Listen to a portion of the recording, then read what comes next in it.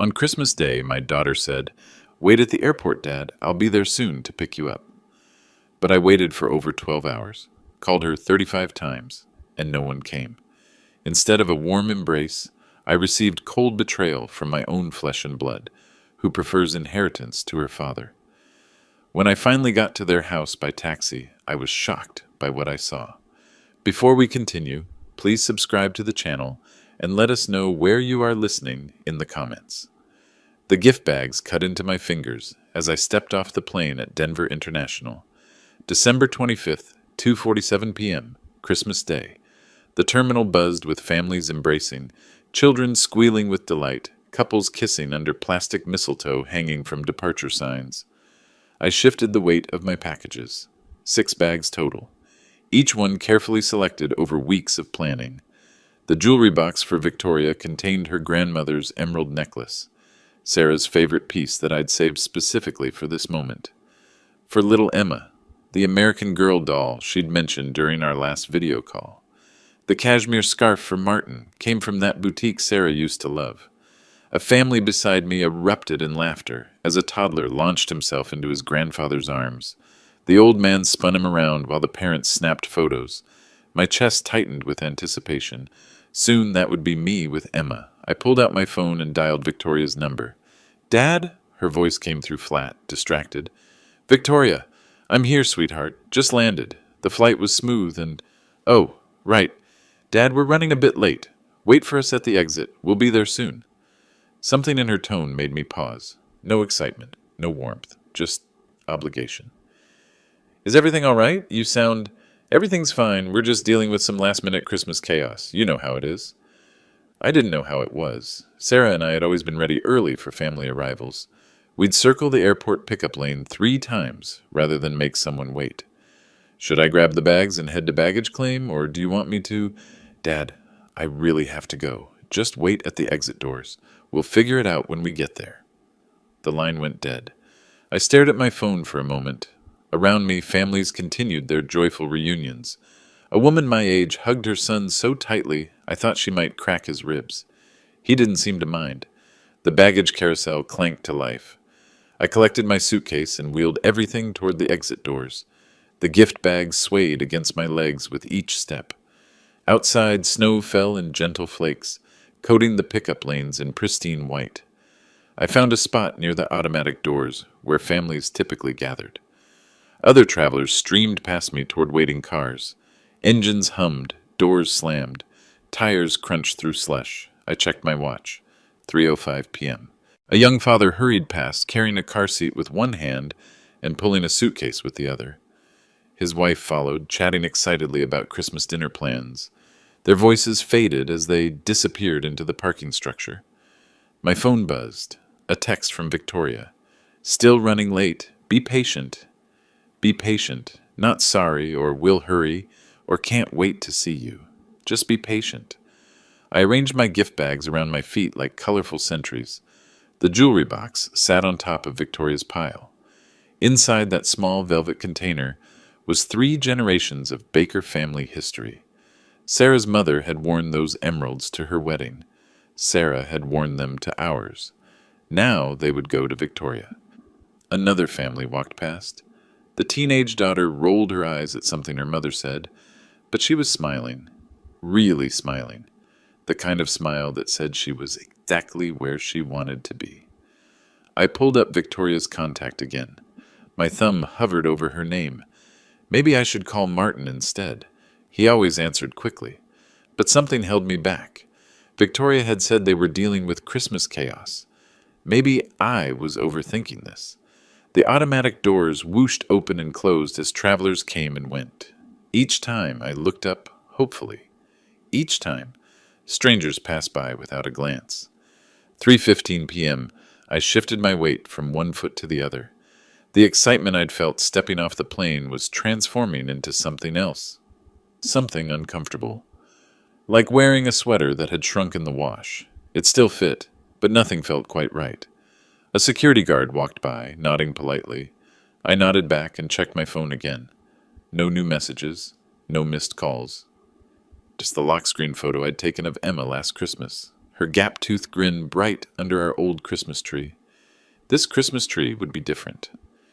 Victoria had sent photos of their new house, all white and silver decorations, perfectly coordinated, professional looking, nothing like the chaotic, homemade ornament explosion Sarah and I had always preferred. But that was fine. People changed, grew up, developed their own traditions. I just wished Victoria had sounded happier to hear from me. The snow outside was getting heavier.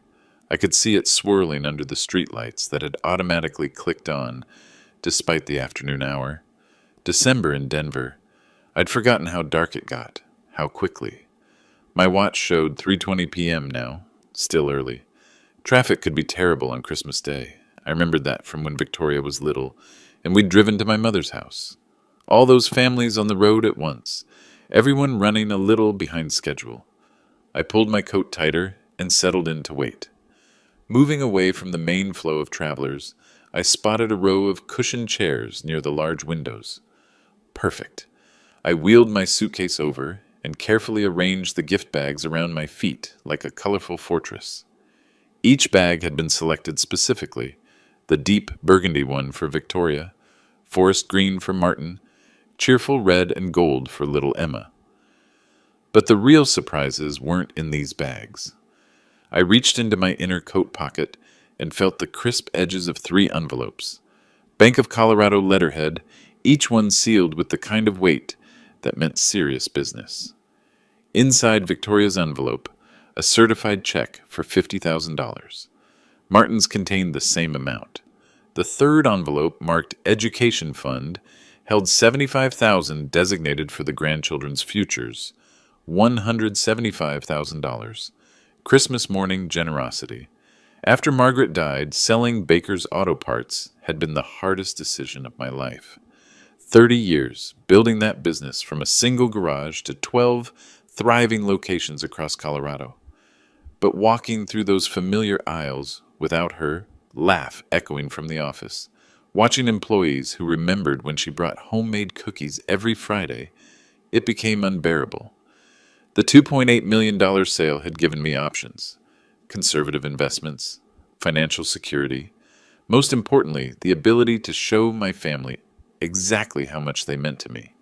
I pulled out Victoria's envelope and ran my thumb along the sealed edge. $50,000 represented months of careful planning. Not enough to seem excessive or create dependency, but substantial enough to make a real difference. Maybe she could finally quit worrying about household expenses. Maybe she and Martin could take that European vacation they had mentioned last year. A young couple walked past, the woman clutching a baby carrier, while her partner juggled 2 toddlers and a diaper bag. They moved with the frantic energy of new parents trying to manage Christmas travel. I remembered those days, Victoria at 18 months, screaming through her first flight, while Margaret and I took turns walking the airplane aisle. Now Victoria was the parent, the responsible adult, the one dealing with Christmas chaos and running late because life with children meant nothing ever went according to schedule. I checked my watch again. 3:35 p.m. Still reasonable. The education fund had been Margaret's idea, actually. She'd mentioned it during one of our last conversations before the cancer took her voice entirely. Promise me you'll make sure Emma and any other grandchildren get proper educations. College keeps getting more expensive. I'd held her hand and promised. This check fulfilled that promise, and then some. Settling deeper into the chair, I organized the gift bags by recipient. Victoria's burgundy bag contained the emerald necklace that had belonged to Margaret's grandmother. 3 generations of Baker women had worn those stones. Now they would grace Victoria's throat, connecting her to a legacy of strong women who'd built something meaningful. My phone buzzed. Another traveler calling someone, their voice carrying across the waiting area. Stuck in traffic, but we'll be there soon, I promise. Soon. That's what Victoria had said. Soon. I adjusted the gift bags so the ribbons wouldn't get crushed and leaned back to watch the steady stream of families reuniting near the exit doors. Each embrace reminded me why this wait was worthwhile. The checks in my pocket represented more than money. They were proof of a father's love, carefully planned and precisely executed. When Victoria saw that $50,000 amount, her eyes would widen the same way they had when she was 7 and found the bicycle she'd been hoping for under our Christmas tree. When Martin realized his father-in-law had thought to include him equally, his respect for me would deepen. And when I explained the education fund, they'd both understand that I wasn't just thinking about today. I was investing in their children's futures, worth every minute of waiting. By 4:30, the cushioned chair had become uncomfortable. My back ached from sitting in the same position, and the gift bags seemed heavier each time I adjusted them. The airport entrance doors swooshed open and closed with mechanical precision, bringing blasts of December air that cut through my wool coat. I checked my watch. 4:47 p.m. Time to find somewhere warmer. Gathering my belongings required strategic planning now. The suitcase handle in my right hand, 3 gift bags looped over my left arm, the remaining bags clutched in my left fist.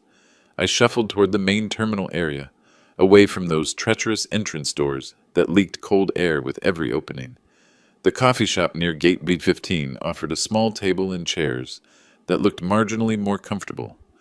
I arranged my colorful fortress of gift bags around the table legs and ordered a large coffee from a tired-looking barista who wished me Merry Christmas with practiced efficiency. 5:15 p.m. The coffee warmed my hands but couldn't shake the chill that had settled into my bones. Other travelers moved past my table with purpose. Families heading to gates, couples embracing after successful pickups, business travelers checking phones while walking briskly toward exits. Everyone except me seemed to know exactly where they were going and when they'd get there. I pulled out my phone and stared at Victoria's contact information. No missed calls. No new messages since that brief "be patient" text hours ago. Traffic couldn't be this terrible, not for 3 hours. By 6 o'clock, hunger gnawed at my stomach. I purchased an overpriced sandwich from the coffee shop and ate mechanically while watching the entrance area through the windows. Each time a family approached, my pulse quickened. Each time strangers walked past, disappointment settled deeper into my chest. 6:45 p.m. Dinner time on Christmas Day. Families across the country were gathering around tables, sharing stories, opening presents. I was sitting alone in an airport coffee shop, guarding gift bags like a department store Santa who'd lost his way. The rational part of my mind offered explanations. Holiday traffic, last-minute Christmas preparations. Maybe Emma had gotten sick and they'd needed to find a babysitter. Victoria had always been dramatic about minor inconveniences, but the nagging voice in the back of my head whispered different possibilities. 7:30 p.m. The coffee shop began closing down. Chairs stacked on tables. The barista wiping counters with obvious exhaustion. Time to move again. I relocated to a seating area near the main information desk, closer to the airport's central heating system. My expensive leather shoes had developed uncomfortable pressure points from standing and walking with heavy bags. The emerald necklace box pressed against my ribs through my coat pocket, a reminder of the love I'd brought to share. 8:15 p.m., nearly 6 hours since landing. This was beyond holiday traffic, beyond any reasonable delay. I found a quiet corner near the restrooms and dialed Victoria's number with fingers that felt stiff from cold. The phone rang twice before her voice came through, sharp and distracted. "Dad, what is it now?" Now? As if I'd been calling constantly instead of waiting patiently for hours. "Honey, I've been waiting quite a while. How much longer do you think?" "Just 15 more minutes maximum, Dad. And don't you dare call a taxi." The line went dead before I could ask why a taxi would be problematic. I stared at my phone. 15 minutes maximum. After 6 hours, she could promise 15 minutes with such certainty?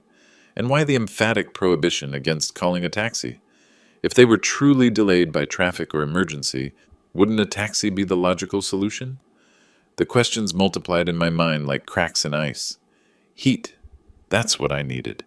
The cafeteria near Terminal A glowed with warm light and the promise of hot food. I dragged my collection of bags across the polished floor, each step echoing my exhaustion. 9 hours since landing. 9 hours of Victoria's empty promises. A small table near the windows offered refuge. I arranged the gift bags around the table legs like colorful guards, each one representing thousands of dollars of thoughtful preparation. The emerald necklace, the education fund, the $50,000 checks that were supposed to bring joy, not humiliation. Can I get you anything? The cafeteria worker looked at me with practiced kindness. Coffee, black, and whatever soup you have. The tomato soup arrived lukewarm, but I wrapped my cold hands around the bowl anyway. Steam rose from the surface, fogging my glasses. Through the condensation, my reflection looked like a stranger. Tired, aged, foolish. $200,000. That's what Victoria's education had cost me. The numbers surfaced from the depths of my memory with crystalline clarity. 6 years of private college, graduate school, sorority fees, study abroad in Italy. I'd worked overtime at Baker's Auto Parts every weekend for 4 years straight to pay those bills. While other fathers my age played golf or took weekend trips with their wives, I was in the shop, ordering inventory, balancing books, pushing every dollar toward Victoria's future. Margaret had warned me, "You're spoiling her, Roger. She never thanks you for anything." But I'd dismissed her concerns. Victoria was ambitious, driven. She deserved every opportunity money could provide. The soup grew cold as memories flooded back. Victoria's graduation day, when I'd driven 8 hours to attend her ceremony. She'd spent 15 minutes with me before rushing off to celebrate with friends. No mention of the sacrifices, no acknowledgement of the extra shifts I'd worked to pay for that diploma. Her wedding, where she'd seemed embarrassed by my simple speech about hard work and family values. Martin's parents, educated, sophisticated, had delivered eloquent toasts about literature and philosophy. I'd talked about the dignity of honest labor. Christmas mornings when she'd opened expensive gifts with casual expectation, as if my generosity was her birthright rather than my choice. Each memory stung more than the last. I pulled out my wallet and stared at the 3 sealed envelopes inside. $175,000 in certified checks. More money than most people saw in years, casually dismissed with "be patient" and "don't call a taxi." The taxi prohibition still puzzled me. If they were genuinely delayed, why forbid the obvious solution? Unless they weren't delayed at all. The thought hit me like cold air through an opening door. What if Victoria simply didn't want to pick me up? What if this was intentional neglect, designed to teach me some lesson about convenience or expectations? I thought about the BMW I'd helped her buy for college, the apartment deposit I'd covered, the credit card bills I'd paid without question. Every gesture of love translated into financial support, every expression of care measured in dollars. Had I raised a daughter or created a creditor? A young family sat at the table across from me, sharing French fries while their toddler colored with crayons.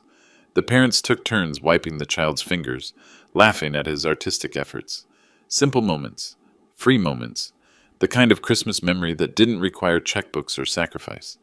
When had my relationship with Victoria become purely transactional?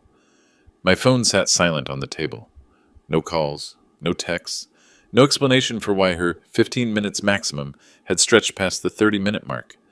I checked my expensive watch, the one Victoria had given me 3 Christmases ago, probably bought with money I'd transferred to her account. 9:05 p.m., dinner time on Christmas Day. Families across America were gathered around tables, sharing stories and gratitude. I was sitting alone in an airport cafeteria, surrounded by gift bags that suddenly felt like evidence of my own foolishness. Something was wrong. The realization hit me as I stared at my phone showing 9:15 p.m. Not just delayed, not just inconsiderate, wrong. I scrolled through my call log. 31 attempts to Victoria's number, 4 tries to Martin's phone, all unanswered, all ignored.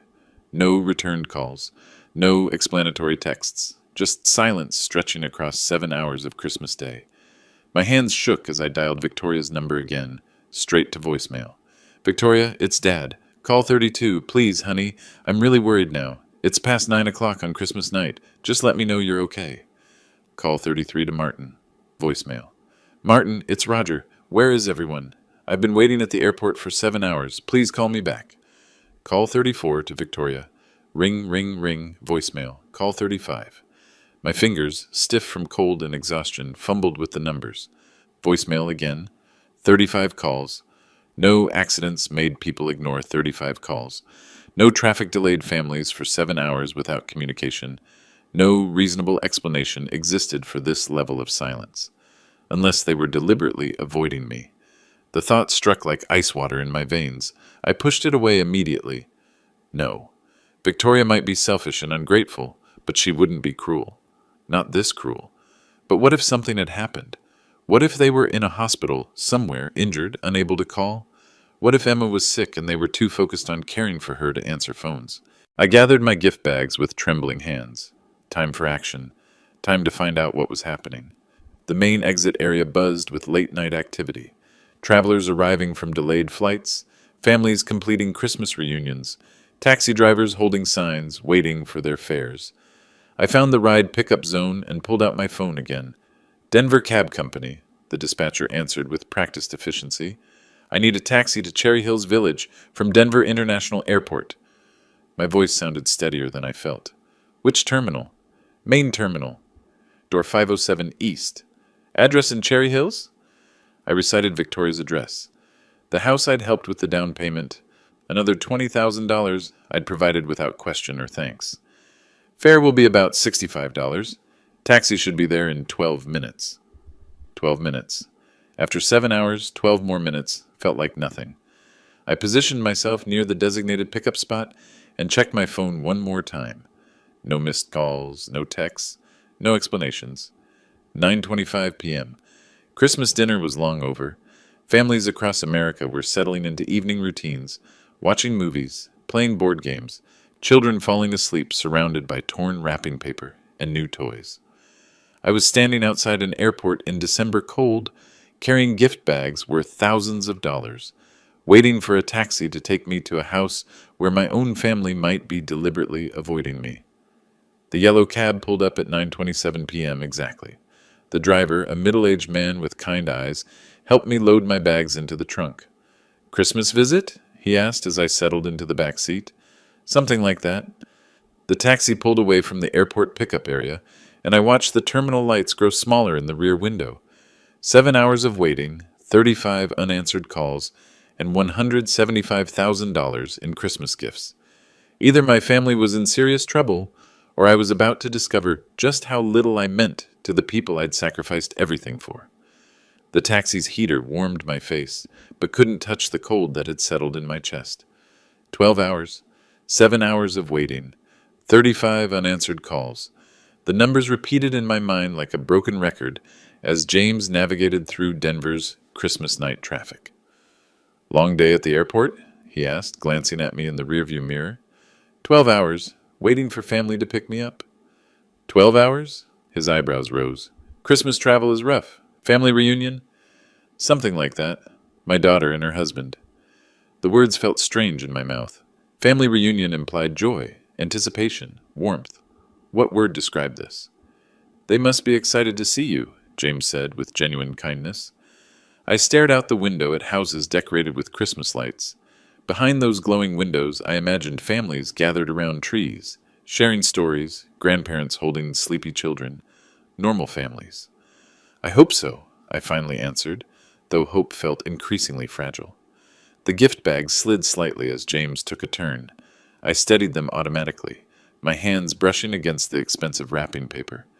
Each bag represented hours of careful selection, thousands of dollars of thoughtful generosity. The emerald necklace alone was worth more than most people's monthly salary. When had Victoria last bought me a gift that wasn't perfunctory? When had she last called just to talk, without needing money or favors? Christmas 2 years ago surfaced in my memory with uncomfortable clarity. I'd driven 4 hours to spend the holiday with Victoria's family. She'd been distracted throughout dinner, constantly checking her phone, responding to texts, while I talked about the business I was considering selling. When I'd given her the expensive pearl earrings, Margaret's suggestion from a year before she died, Victoria had thanked me politely and immediately returned to her phone. I'd made excuses then. New mother, busy with Emma, overwhelmed by holiday hosting, but now, staring at these gift bags in James's taxi, I remembered the sting of feeling invisible in my own daughter's house. "You from Denver originally?" James asked, breaking my uncomfortable reverie. "Built a business here, auto parts, 30 years. "That's impressive. Family business?" "Was supposed to be." The admission slipped out before I could stop it. Daughter went to college instead. Graduate school. Better opportunities than working with old dad. James nodded thoughtfully. Education's important, but family business, that's special too. My son works with me part-time, helps with dispatch. The casual way he mentioned his son, present tense, active involvement, highlighted everything missing from my relationship with Victoria. When was the last time she'd shown interest in Baker's auto parts? Even when I was considering the sale, her questions focused on the money, not the legacy I was ending. 10:15 p.m. We passed through a neighborhood where every house blazed with lights. A family walked along the sidewalk, parents holding a small child's hands between them, their laughter carrying through the taxi's windows. Beautiful night for Christmas, James observed. Beautiful for some. For others, it was turning into the loneliest night of the year. My phone remained silent on my lap. No missed calls. No apologetic texts. No explanation for 7 hours of deliberate silence. Because that's what it was now, wasn't it? Deliberate. 35 calls don't get ignored by accident. Emergency rooms have phones. If they were dealing with a crisis, someone would have answered. Someone would have called back. Someone would have cared enough to ease a father's worry. The uncomfortable truth settled over me like a weight. Victoria was ignoring me on Christmas Day, after I'd flown across the country with gifts worth more than many people's annual income. Almost there, James announced as we turned onto Victoria Street. What's the house number? I gave him the address. The house I'd helped buy, in the neighborhood I'd made possible, for the daughter who couldn't be bothered to return her father's calls. James pulled into the driveway behind a silver Mercedes and a blue BMW. 2 cars, both with Colorado plates, both clearly functional. Looks like you've got a full house, James observed cheerfully. Through the taxi window, I stared at Victoria's living room. Golden light spilled across perfectly manicured snow. Inside, I could see figures moving around a dinner table. Laughter, wine glasses, the unmistakable warmth of a family Christmas celebration. Without me. Sir, that'll be $68.50? I handed James $75 with trembling fingers. Keep the change. You sure you're okay? You look... I'm fine. The lie came automatically. James helped me unload my bags from the trunk. 6 gift bags and a suitcase. All evidence of a father's careful preparation for a reunion that was never intended to happen. As his taxi pulled away, I stood alone on the sidewalk, cold air cutting through my coat. 35 unanswered calls, 13 hours of waiting, and here they were, celebrating Christmas exactly as they'd planned to all along. I approached the living room window carefully. Roy sat at the head of the table, gesturing animatedly while telling some story. Lindsay laughed, refilling wine glasses. Martin nodded and smiled. Victoria, my daughter, the recipient of $200,000 in educational investment, looked completely relaxed, completely content. None of them looked worried. None of them looked like people expecting a missing family member. My legs felt weak. I set down the heaviest gift bag and steadied myself against the porch railing, the emerald necklace box pressed against my ribs, a sharp reminder of misplaced love. The front door had a cheerful wreath. Victoria had always loved Christmas decorations. I'd bought her first Christmas tree when she was 7, helped her string lights every year until she moved out for college. Now she had a beautiful home, professional decorations, and a family celebration designed specifically to exclude her father. I rang the doorbell. Footsteps approached. The door opened, and Victoria's face appeared in the gap, flushed from wine, relaxed from dinner, completely unprepared for what she saw. Her expression shifted through a series of emotions in seconds. Surprise, confusion, then something close to panic. "Dad!" Her voice pitched too high. "You're here! I'm so sorry. We had a flat tire on the way to get you." I stepped forward with my bags. Victoria had no choice but to move aside. "Flat tire?" I gestured toward the driveway. "I see 2 cars out there. I completely forgot to call you back. My phone died, and then Martin's car broke down." The words tumbled out rapidly, each excuse contradicting the last. I entered the warm house, my bags heavy in my hands. The dining room was visible from the entryway. Empty plates, wine glasses, the ruins of a Christmas feast. The table was set for exactly the number of people currently present. No empty chair, no place setting waiting for me. "Roger!" Roy stood up from the table, genuine surprise and warmth in his voice. We had no idea you were still at the airport. Lindsay rose too, her face showing real concern. You poor thing, you must be exhausted. 35 calls, Victoria. I set down my bags carefully, precisely. 35. The room fell silent. Martin shifted uncomfortably in his chair, unable to meet my eyes. We were just about to leave to pick you up, Victoria continued desperately. Weren't we, Martin? Martin mumbled something about technical problems, but his face told the truth. He looked like a man caught in his wife's web of lies. I see you managed to have Christmas dinner without me, I said quietly. Roy looked confused. Victoria said you weren't arriving until tomorrow morning, that your flight was delayed. Silence stretched across the dining room like a taut wire. Victoria's face drained of color. Martin suddenly found his wineglass fascinating. Tomorrow morning? I repeated slowly. Lindsay moved quickly to break the tension. Roger, you poor thing, you must be absolutely starving. Let me get you a fresh plate. She bustled toward the kitchen, maternal instincts overriding the awkwardness. Roy gestured to an empty chair beside him, his judicial mind clearly processing the discrepancy between what Victoria had told them and what was actually happening. Please sit, Roy said warmly.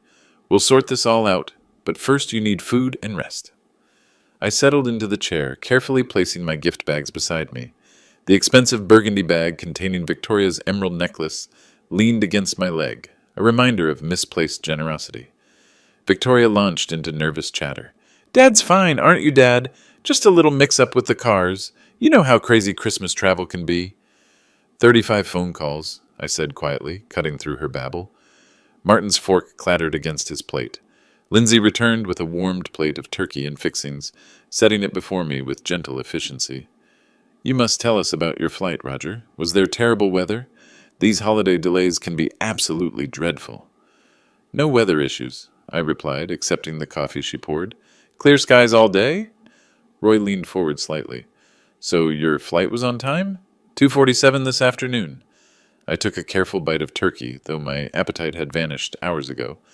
Landed exactly when scheduled. The mathematics of deception hung in the air. If my flight had landed at 2:47 p.m. and it was now past 11 p.m., that meant 8 hours, Roy said, his voice taking on the tone of a man accustomed to examining facts. You've been here for 8 hours? Victoria jumped in frantically. No, he just got here. The cars were... I waited at the airport, I said simply. Called Victoria multiple times. No one answered. Lindsay's hand flew to her heart. Oh my goodness, you were at the airport alone for 8 hours? On Christmas Day? Martin mumbled something about technical difficulties, but his voice lacked conviction. He couldn't meet anyone's eyes, especially not his father's. Roger, Roy said carefully, if you needed transportation, you should have called us. We would have come immediately. I didn't have your number memorized, and I kept expecting... I glanced at Victoria, who was gripping her wineglass so tightly her knuckles showed white. I kept expecting someone to answer when I called.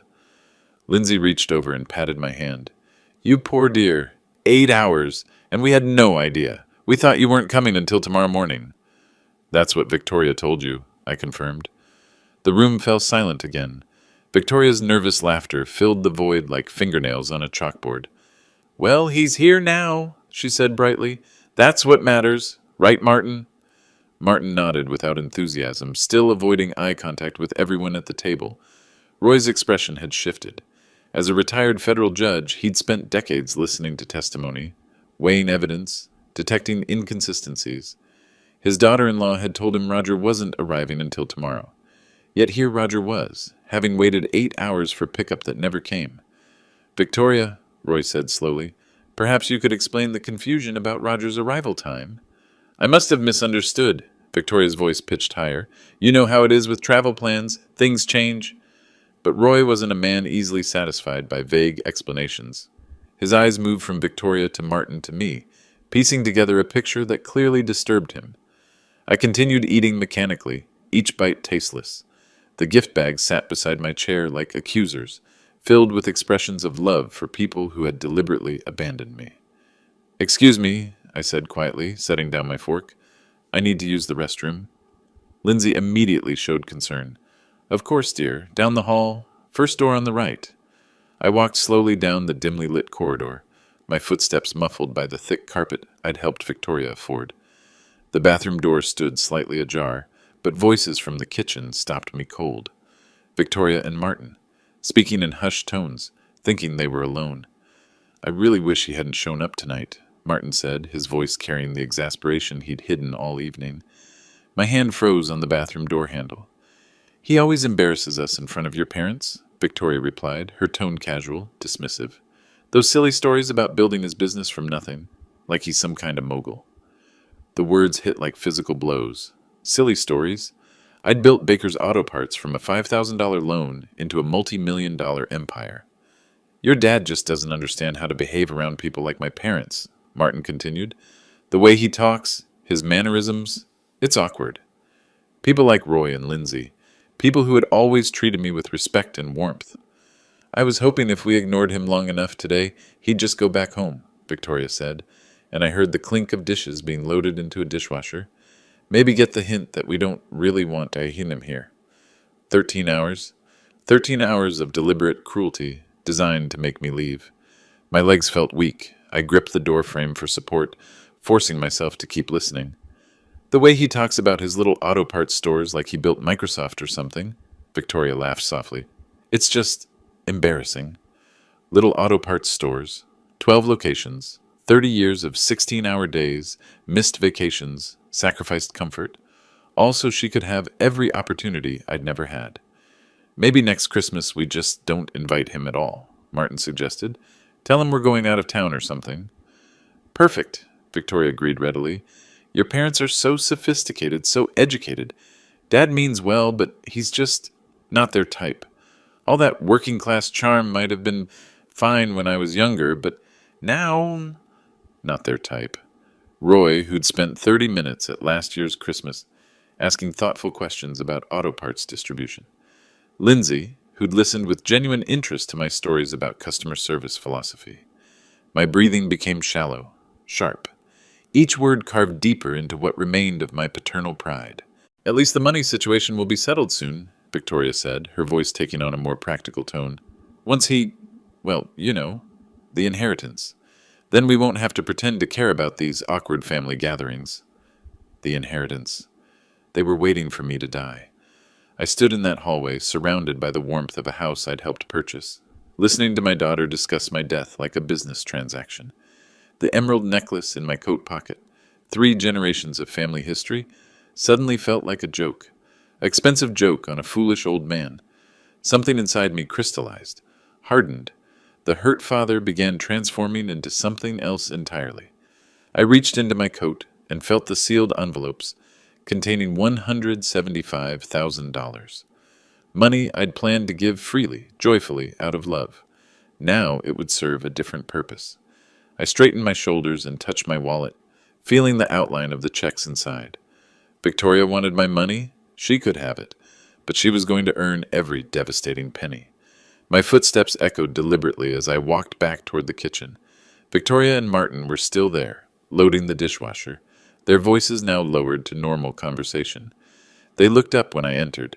Victoria's face showed casual inquiry, the expression of someone expecting her father to return from the bathroom, not someone about to face devastating consequences. "I heard every single word you just said." The dish in Victoria's hand slipped. It would have shattered against the floor if Martin hadn't caught it reflexively. "Dad?" Victoria's voice came out small, uncertain. 13 hours in an airport," I continued, my voice controlled but rising. 35 unanswered phone calls. "And you two were in here discussing how I embarrass you in front of Roy and Lindsay?" Victoria's face drained of color. Martin stepped backward, bumping against the counter. "Dad, you don't understand. We weren't talking about you that way." Victoria's words tumbled out in a rush. "You took it out of context." "Context?" I stepped closer, blocking their path to the dining room. "You said you wished I hadn't shown up tonight. You called my business stories silly. You planned to never invite me to Christmas again." "We never meant to hurt you." Victoria's voice pitched higher, more desperate. "The car really did break down." I gestured toward the window facing the driveway. 2 cars out there, both working perfectly, both available to pick up your father who waited 13 hours in an airport on Christmas Day. Martin cleared his throat nervously. "Maybe we didn't express ourselves well. It's been a long day for everyone." "Express yourselves well?" My voice carried 24 years of discovered disappointment. You laughed about my little auto parts stores. 12 locations, Martin. 30 years of 16-hour days, so Victoria could have everything I never did. You're overreacting, Victoria said, but her voice cracked. We love you. You know that. Love me. The word felt bitter in my mouth. You told Martin that once I die and you get the inheritance, you won't have to pretend to care about these awkward family gatherings anymore. The kitchen fell silent, except for the hum of the refrigerator and the distant sound of Roy and Lindsay's conversation from the dining room. Victoria stared at me with wide eyes. How did you weren't standing in the hallway? Yes, I was. Listening to my daughter discuss my death like a business transaction?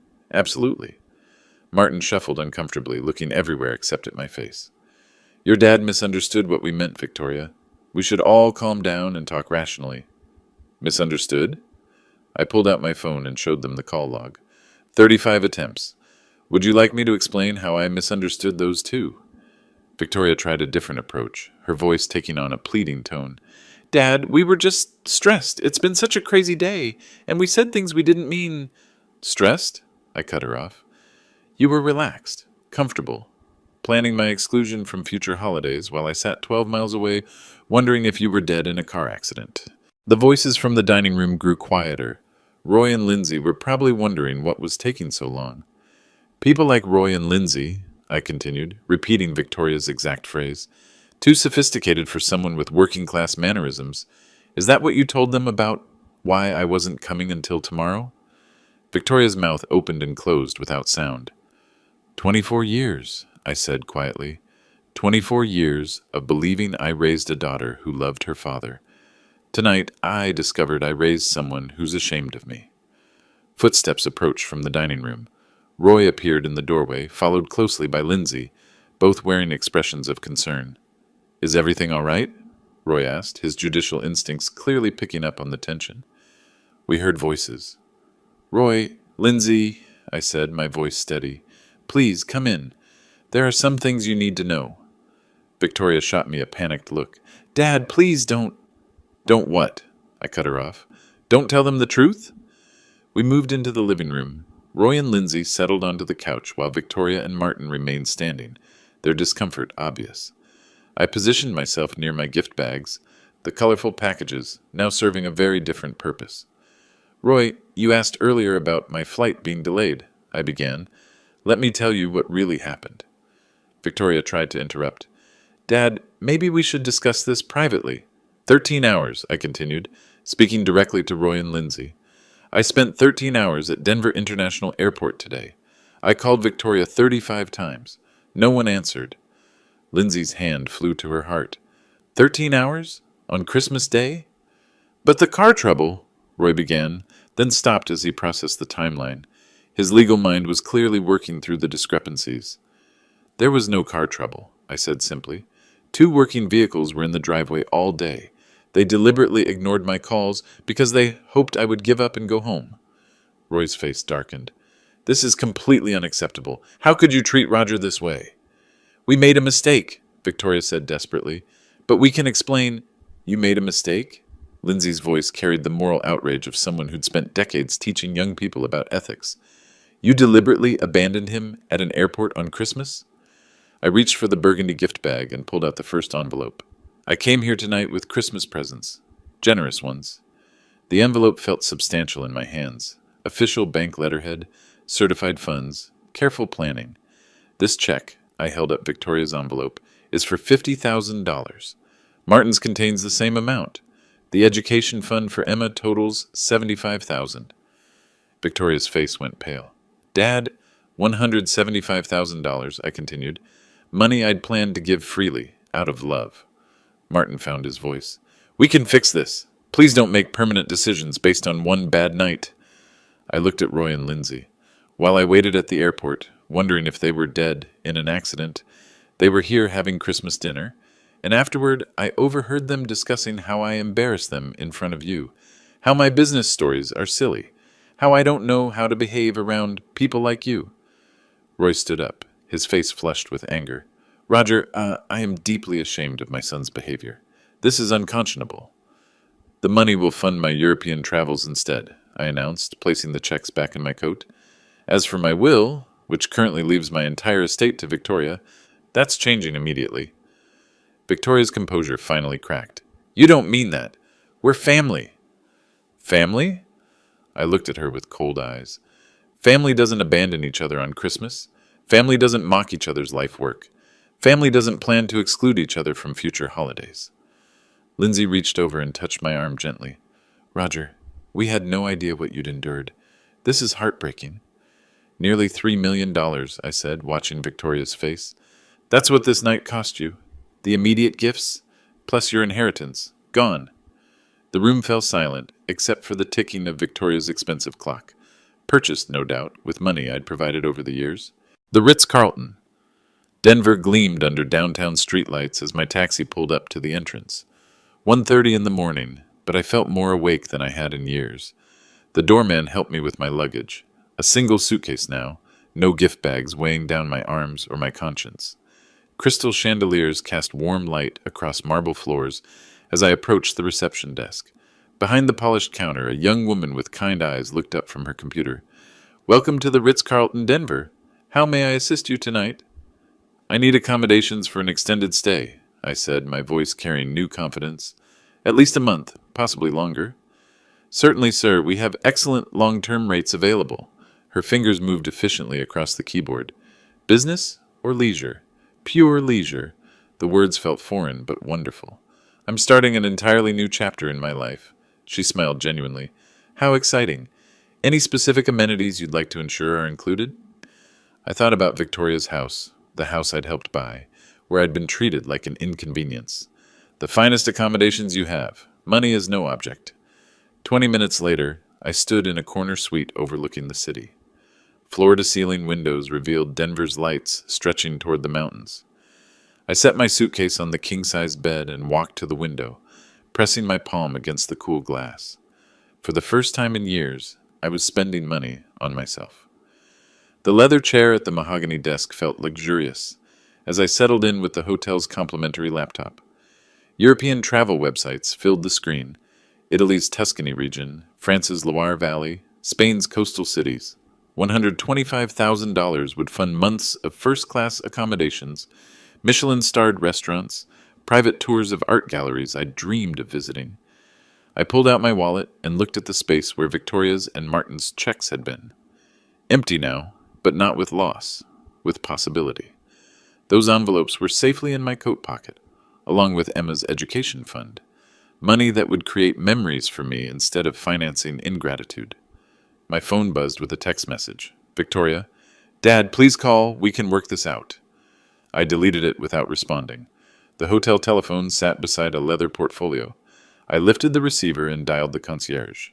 Good evening, Mr. Baker. How may we enhance your stay? I'd like to speak with someone about European travel packages tomorrow, the most comprehensive options available. Absolutely. I'll arrange for our premier travel consultant to meet with you at your convenience. Any particular regions of interest? All of them, I said, surprising myself with the freedom in that statement. I have the time and resources to see whatever interests me. After hanging up, I walked to the bathroom. Marble counters, heated floors, a soaking tub that could fit 2 people comfortably. The face in the mirror looked different than it had this morning. Tired, yes, but not defeated. The eyes held something new, satisfaction. I returned to the desk and opened the portfolio, finding elegant hotel stationery. With the hotel's gold pen, I began making notes. Spring in Italy, summer on the French Riviera, fall in Spain, winter wherever warmth called to me.